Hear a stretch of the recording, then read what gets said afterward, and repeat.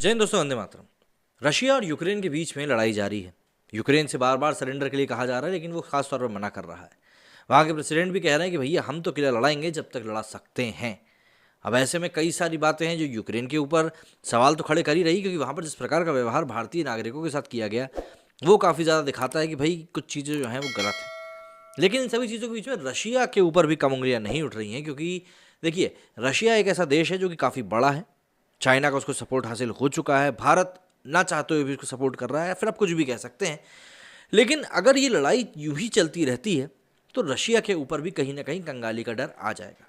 और यूएसएसआर के साथ जो हुआ था अफगानिस्तान में हारने के बाद, वही हिस्ट्री एक बार फिर से दोहराई जा सकती है। यूक्रेन के खिलाफ रूसी हमले का असल मकसद उसे नाटो में जाने से रोकना था, लेकिन ये युद्ध लंबा चला तो रूस पर उसी का दांव उल्टा पड़ सकता है। एस्टोनिया के पूर्व रक्षा मंत्री रियो टेयास का दावा है कि अगर युद्ध 10 दिन से ज्यादा चला तो रूस कंगाली के कगार पर पहुंच जाएगा। पुतिन को समझौता वार्ता के लिए मजबूर होना पड़ेगा।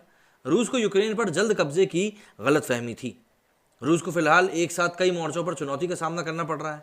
जहां एक और युद्ध हर दिन करीब 1.12 लाख करोड़ रुपए का खर्च का दे रहा है, वहीं रूस की करेंसी रूबल इस महीने 10% तक कमजोर हो चुकी है।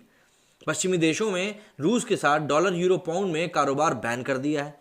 ऐसे में रूबल अभी और गिर सकता है। युद्ध शुरू होने के 3 हफ्ते पहले से ही रूसी कंपनियों को नुकसान होना शुरू हो चुका था। वहां का शेयर बाजार 10 फरवरी के बाद से 40% तक गिर चुका है। इससे रूस की लिस्टेड कंपनियों को बड़ा नुकसान उठाना पड़ रहा है। रूस को यूक्रेन पर हमले के सिर्फ 4 दिन में करीब 5 लाख करोड़ रुपए का खर्च झेलना पड़ा है। एक खुफिया रिपोर्ट के अनुसार पुतिन यूक्रेन पर हमले के बाद भी यूरोप में थमेंगे नहीं। नाटो में शामिल होने पर विचार कर रहे पड़ोसी देश फिनलैंड और स्वीडन पर भी रूस हमला कर सकता है। दूसरी ओर यूरोप और अमेरिका की ओर से लगाए जा रहे अलग अलग आर्थिक प्रतिबंधों की वजह से रूसी अर्थव्यवस्था को चोट पहुंचना शुरू हो ही चुकी है। रूस की प्रमुख इलेक्ट्रॉनिक रिटेलर कंपनी डीएनएस के चीफ एग्जीक्यूटिव दमित्री अलेक्सेव कहते हैं, ये युद्ध हमें पीछे धकेलेगा। समझ नहीं आया कि युद्ध की आखिर जरूरत क्या थी।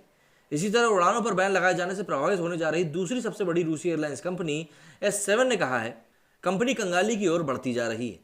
अमेरिकी डिफेंस एक्सपर्ट्स का मानना है कि अगर युद्ध 1 महीने भी खिंच गया तो रूस को फायदा तो बहुत कम होगा, लेकिन नुकसान काफी ज्यादा हो जाएगा।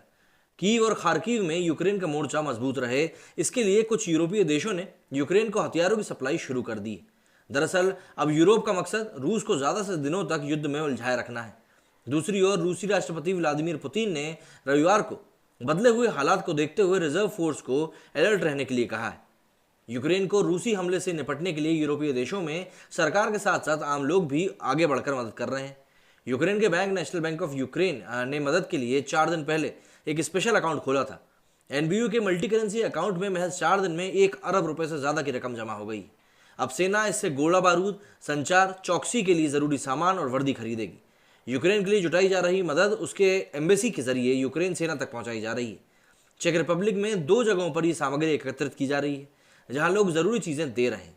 Council of ministers, office of defence और यूक्रेन इन प्राग भी इनमें मदद कर रहा है। इसके साथ साथ गणराज्य जो है वो हथियार भी दे रहा है।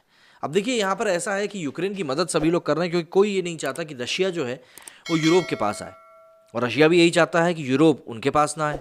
तो कहीं ना कहीं ये बीच में ये स्वीडन, फिनलैंड, यूक्रेन, इन सब की जो एक दीवार सी बनी हुई थी, वो दीवार कहीं ना कहीं नाटो खत्म करने में लगा हुआ है। अब ऐसे में नुकसान यहाँ पर रूस को ज़्यादा होता हुआ दिखाई दे रहा है।